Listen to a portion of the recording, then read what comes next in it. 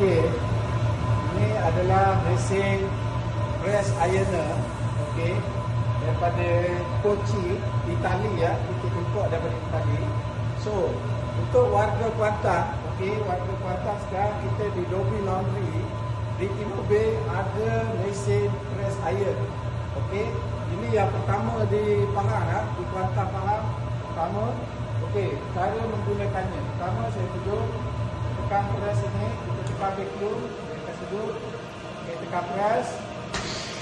Kita turun. Okey, kita press. Okey, lepas tu lepas. Okey, tengok result dia. Okey, baju jadi kemas, kerja halus, keping. Okey, kita terus pergi yang seterusnya. Kita tarik baju di sini. Okey, betulkan. Okey, dan kita tekan vacuum. Okey, dia akan sedut, kemas, baju tak bergerak. Kemudian kita akan press.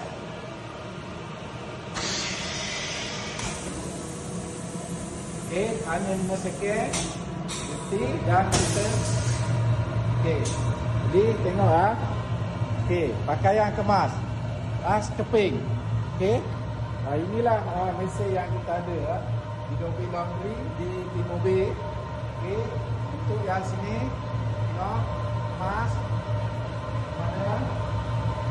Okey, tengok Okey, lepas tu kita tekan vacuum. Okey, dia akan kemas, terletak. Kita boleh tarik, dia terletak.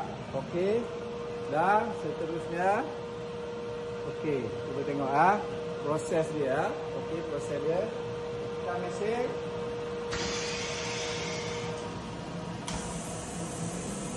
Okey, berapa sekian saja. Dan okey, tengok kemas. Okey, baju Lamborghini. Okey, kemas. Okey, baju Lamborghini kemas. Okey, ini mesin yang pertama. Kita ada press mesin di Dobby Laundry. Kemudian kita ada press ironer. Okey, dan kita ada mesin ini adalah mesin untuk iron board iron board yang pakai dia punya steam. Okey, steam iron board. Okey, ini untuk kegunaan dia untuk tangan okey. Di sini dilengkapi dengan mesin-mesin yang canggih. Okey, selamat datang ke kita punya Dobby Laundry. Dobby Laundry kita ini adalah baju-baju yang kita buat, baju pengantin, blazer, jaket. Okey, baju kahwin sini. Okey, dekat sini kita juga ada khidmat Dobby untuk dry cleaning helmet, cuci kasut, cuci handbag, cuci berbagai piasan. Okey, perkhidmatan Dobby Express. Kita ada mesin, kita boleh buat express untuk baju kahwin, baju blazer, jaket dan juga uniform, general dan sebagainya, dan juga hotel Dobby. Okey, kita buat hotel Dobby. Ini adalah kita punya ni, dan juga ini adalah harga untuk kita punya Dobby.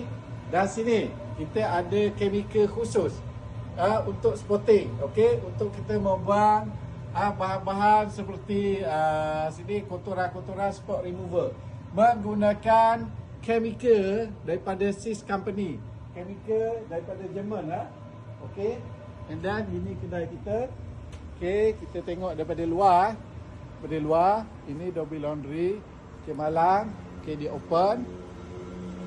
Okey, and then kita tengok sini Okey, inilah Dobby kita Dobby Laundry di Timur Bay, di mana khidmat Dobby cucian kering, pencucian, pengiringan, lipat, serika dan produk Dobby.